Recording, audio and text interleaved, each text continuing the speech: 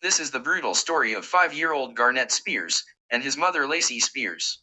From the time she was young, Lacey loved the idea of being a mom.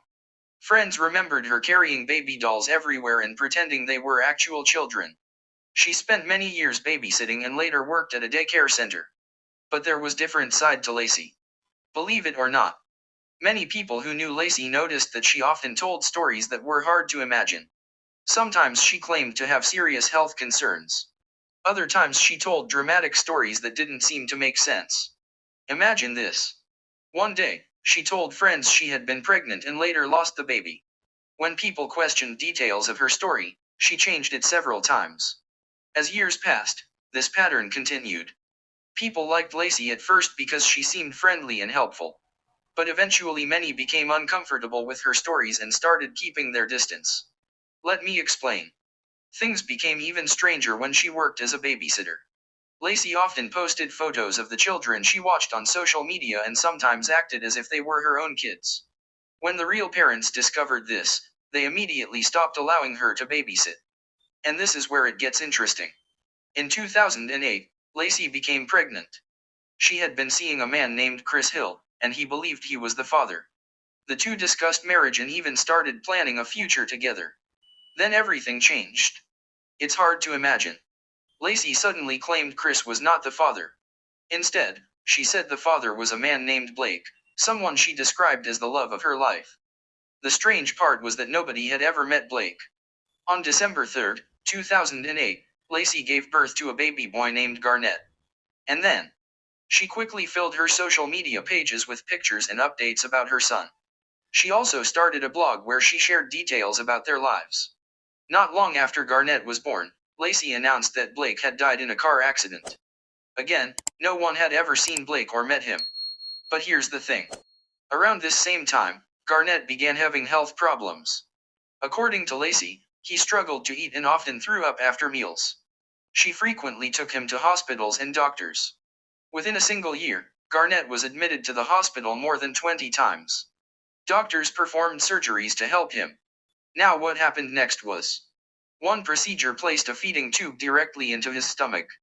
Another surgery was meant to reduce his vomiting problems. After these treatments, Garnett's condition improved. In fact, several doctors believed he no longer needed the feeding tube. But Lacey strongly disagreed. She insisted that Garnett could not eat normally. That's when teachers, family friends, and other people who spent time with Garnett told a different story. Many of them saw him eating regular food without any problems. Some even noticed that he seemed unusually hungry, as if he hadn't eaten enough. Whenever a doctor questioned Lacey's claims, she often switched to a different doctor. Meanwhile, she moved from Alabama to Florida. There, new friends began noticing the same thing. Lacey claimed Garnett couldn't keep food down, yet they regularly saw him eating just like any other child.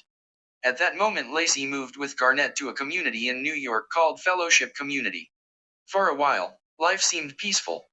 But Garnett continued visiting hospitals. Lacey claimed he suffered from numerous illnesses, including digestive disorders, seizures, fevers, and many other medical problems. The list seemed to grow longer every year. Eventually, doctors became suspicious. Whenever Garnett was examined, he often appeared healthy. The symptoms Lacey described rarely matched what medical staff observed. Then, in January 2014, everything changed. Lacey told a friend that Garnett was having seizures and running a high fever. Together they rushed him to the hospital. Doctors ran tests and monitored him closely. For 2 days, Garnett appeared perfectly fine.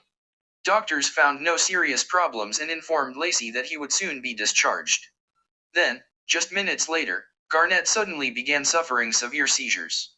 Medical staff rushed to save him. But something was terribly wrong. Soon after that, his brain began swelling rapidly. Soon he fell into a coma. A few days later, doctors delivered devastating news. Garnett was brain dead.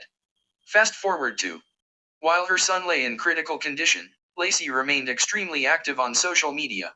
She constantly posted updates and interacted with people online. Some friends found her behavior strange. They felt she seemed more focused on attention and public reactions than on her son's condition.